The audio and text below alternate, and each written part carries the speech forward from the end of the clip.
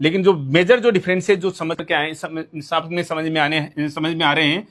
कि पेंशन की अगर हम बात करें, ओपीएस को पेंशन मिलेगी, यस मिलेगी, एनपीएस को भी मिलती है, ओपीएस को भी मिलेगी, यूपीएस को भी मिलेगी।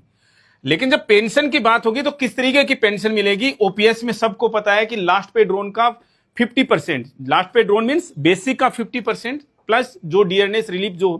डीए जो होता है इंक्लूड रहता है। एनपीएस में ऐसा कोई प्रावधान नहीं था। आपकी जो भी एन्युटी के अंदर जो भी आपकी इन्वेस्टमेंट है सुपर एन्युएशन पर,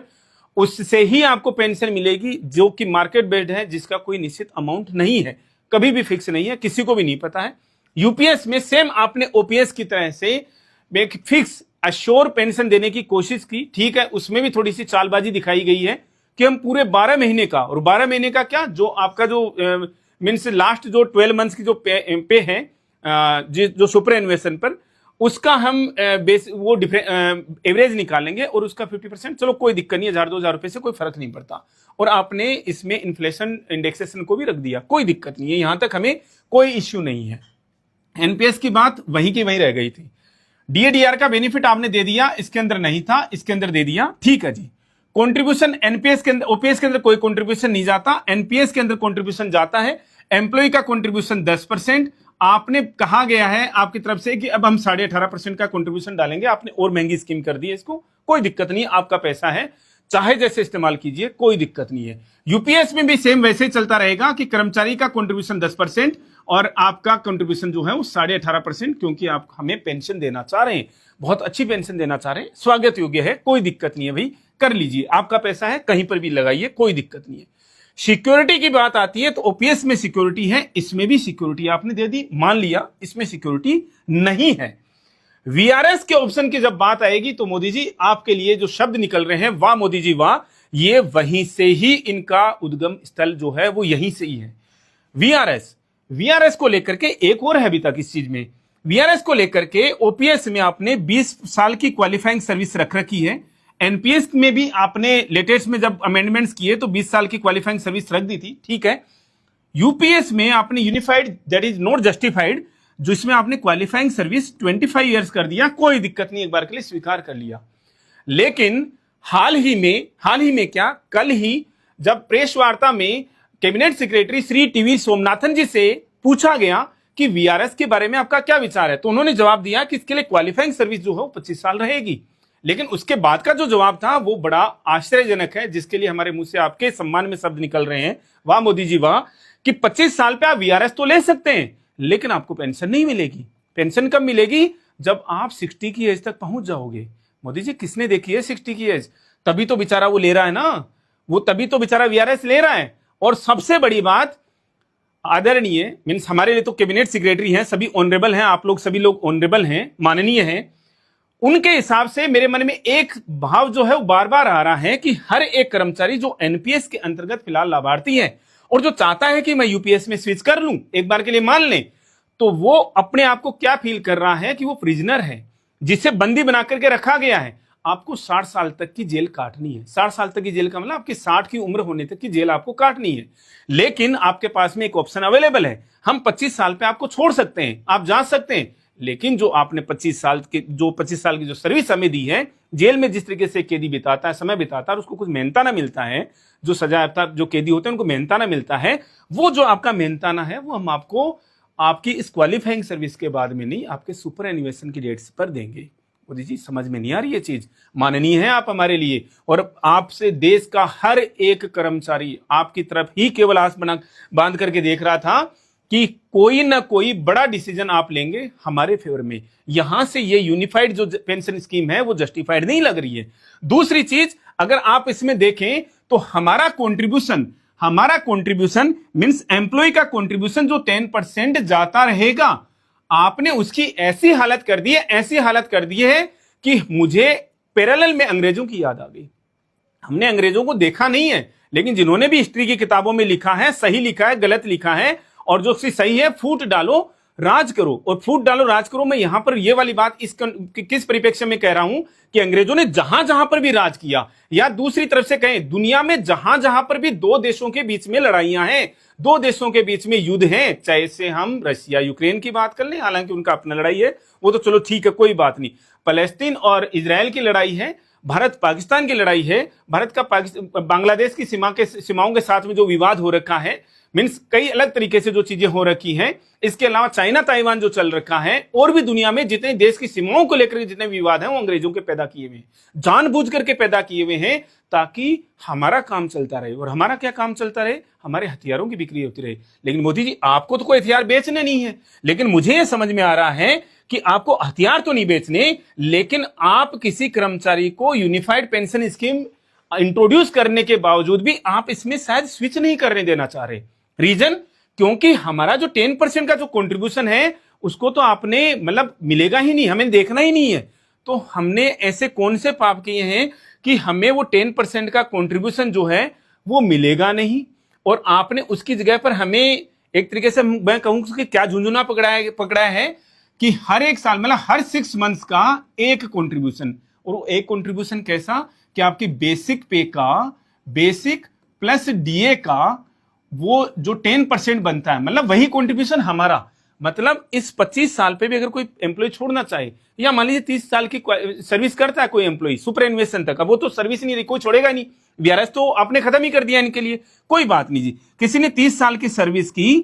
तो उसको क्या मिल जाएगा? 60 कंट्रीब्यूशन का पैसा वो आप वापस देंगे। कितना होगा जी वो? और उसमें एक बड़ा जो टैग जोड़ा ना,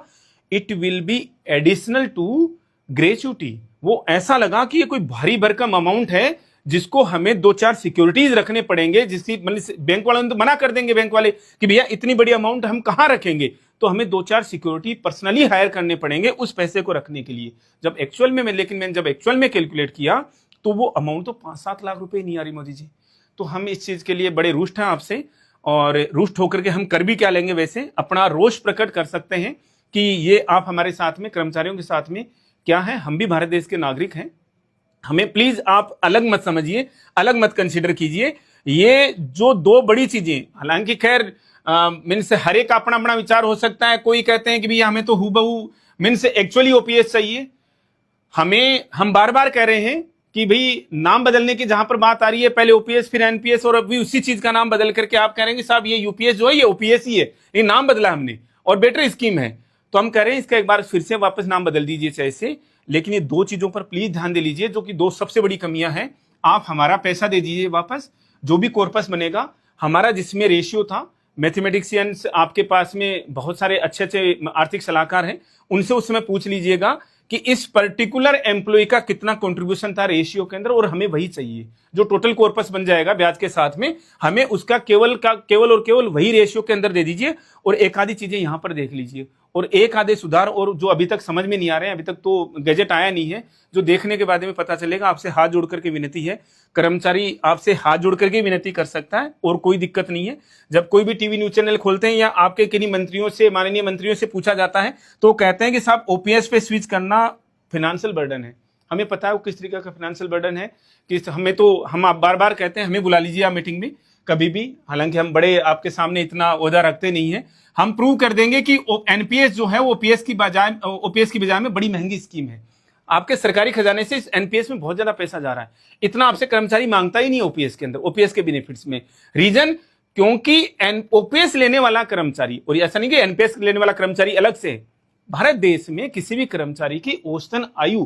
किसके लिए, पेंशन रिसीव करने के लिए, पेंशन लेने के लिए 10 साल से ज्यादा नहीं है। कहने का मतलब कोई 70 साल से ज्यादा नहीं, जरा एवरेज की बात कर रहे हैं, कोई पर्टिकुलर 90 साल जी जाए एक अलग बात है, लेकिन एवरेज ये 10 साल पे आता है। आप एनपीएस के कर्मचारियों को 30 साल, 32 साल, 33 साल, 35 साल पेंशन क्यों देना चाह रहे हैं? और ये इतना कॉर्पस है कि आपके खर्चाने में तो पता नहीं कितना पैसा चला जाएगा अगर आप खुद के लिए डालें पीएफआरडीए में। हमें तो केवल ये बेनिफिट्स दे दीजिए, आप इसका नाम और कुछ अभी यूपीएस का नाम यूपीएस ही रहने दे दीजिए। अगर आपको अभी भी ये जस्टिफाइड नहीं लग रहा, कोई दिक्कत नहीं है, कोई नाम रख लीजिए, लेकिन एटलीस्ट कर्मचारी के पैसे को तो आप इधर उधर मत कीजिए। हमारे पैसे को तो, ये 10% हमारा पैसा है सर, इसको मत कीजिए ऐसा कि आपने उसको, हमें एक अलग ही फॉर्मूला किसके दिमाग के ऊपर चाहिए, मुझे तो समझ में नहीं आ रहा। मतलब ये आपके आर्थिक सलाहकार जो हैं वो कहां से इस तरीके की चीजें लेकर के आ रहे हैं कि यार ये 110, मतलब इस तरीके के फॉर्मूले मुझे नहीं लगता कि कहीं पर, मतलब मुझे शब्द समझ नहीं आ रहे कि कौन सी किताब से उठाई गई हैं चीजें। माननीय मंत्री जी ने कल इसके बारे में जब इंट्रोड्यूस कर रहे थे इसको, पेंशन स्कीम को, तो बता रहे थे हमने काफी जगहों से स्टेक होल्डर्स के साथ में भी, आरबीआई के साथ में भी, अदर मतलब अब्रॉड में कंट्रीज के साथ में भी उनको स्टडी किया। ये तो हमें कहीं से भी नहीं है, बंद कमरे में बैठ करके बनाई गई 5 पन्नों के अंदर चीजें लिख ली, 5 पॉइंट लिख ली और हमारे सामने इंट्रोड्यूस कर दिए, हाँ जी भैया ये हो गया, और हमारे मुंह से वैसे इसको पढ़ करके निकल पड़े। वाह मोदी जी वाह। तो ठीक है मोदी जी, ये चीजें प्लीज हाथ जोड़ करके विनती कर रहे हैं हम आपसे, हमारे इस पैसे का, इस जो 10% है हमारा पैसा है, हमने पहले ही बोला है ये 18.5% की जगह पर 28.5 डालिए, हमें कोई दिक्कत नहीं है। हमें इस तरीके का कोई और कॉर्पस चाहिए भी नहीं कि आप वो नॉमिनी को पैसा दे देंगे उसकी मीन्स डिजीज के मीन्स डिमाइज के बाद में, ऐसा कुछ हमें चाहिए भी नहीं। आपको पता अपने फैमिली पेंशन ठीक है, बहुत अच्छी कर दी है, कोई दिक्कत नहीं है। इस यूपीएस का नाम आपको वापस चेंज करना पड़े, कोई दिक्कत नहीं है, कर लीजिए, लेकिन प्लीज हाँ ये पैसा हमारा वापस दे दीजिए, ताकि कर्मचारी के मन में जो एक दिमाग में एक बार बार जो चीज है क्या जीपीएफ को लेकर के, वो संशय खत्म हो जाए हमारा।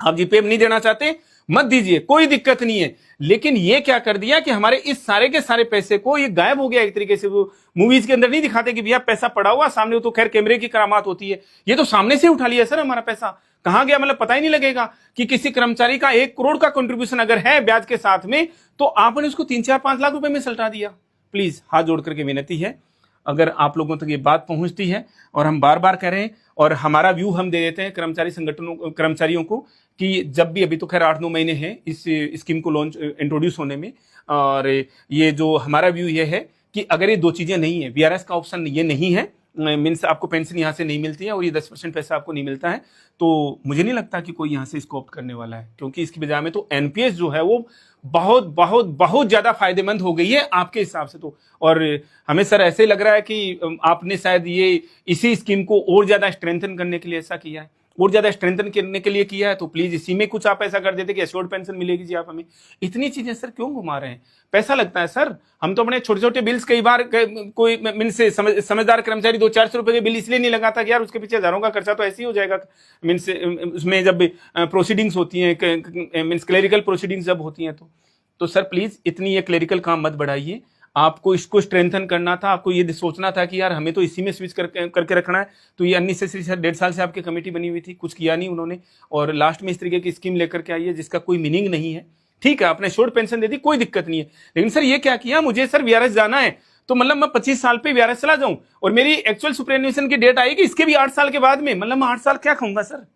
मतलब मुझे समझ में नहीं आ रहा। मुझे या तो माननीय जो cabinet secretary Shri TV Somanathan ji हैं उनको आइडिया नहीं था, और मुझे नहीं लगता कि उन्होंने बिना सोचे समझे कुछ बोला होगा, उन्होंने किसी पत्रकार के सवाल के जवाब में बोला है कि हम 25 साल पे उनको पेंशन नहीं देंगे, आप जा सकते हो। और मेरे को वाकई में वापस दोहरा रहा हूं सर, मुझे एक प्रिजनर वाली फीलिंग आ रही है कि आपकी सजा पूरी हो गई, आप जा सकते हैं घर पे,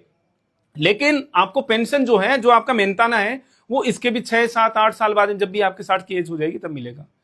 हम अननेसेसरी सर किसी का टाइम नहीं लेना चाह रहे, मीन्स ये अब आप लोगों से कहना चाह रहे हैं जो भी वीडियो को देख रहे हैं यहाँ पर, हमने आज तक कभी अपनी वीडियो के लिए बोला नहीं है, लेकिन हम इस वीडियो के लिए, पर्टिकुलर इस वीडियो के लिए चाहते हैं, क्योंकि कुछ लोग शायद खुश हो गए हों कि जिनको समझ में नहीं आ रहा कि यार यूपीएस क्या है जी, 50% पेंशन मिल गई, लेकिन इसके पीछे का गेम समझ नहीं आया कि जो आपका एक तरीके से जीपीएफ का टाइप का पैसा था, 10% की कॉन्ट्रीब्यूशन थी, वो तो हवा में गायब हो गई है। इसलिए सब लोगों से अनुरोध है कि इस वीडियो को आज हम पहली बार बोल रहे हैं, हमारे लगभग 400 से ऊपर वीडियोस होंगे, हमने पहली बार हम बोल रहे हैं कि इस वीडियो को प्लीज शेयर कीजिएगा ताकि लोगों, मैक्सिमम लोगों तक पहुंचे कि यूपीएस क्या है और एनपीएस क्या है। आज की डेट में भी, एज ऑन डेट, ये NPS is better than this UPS, means unified pension is not justified. इस सेशन में इतना ही, मिलेंगे वेरी नेक्स्ट अपडेट के साथ। Thank you.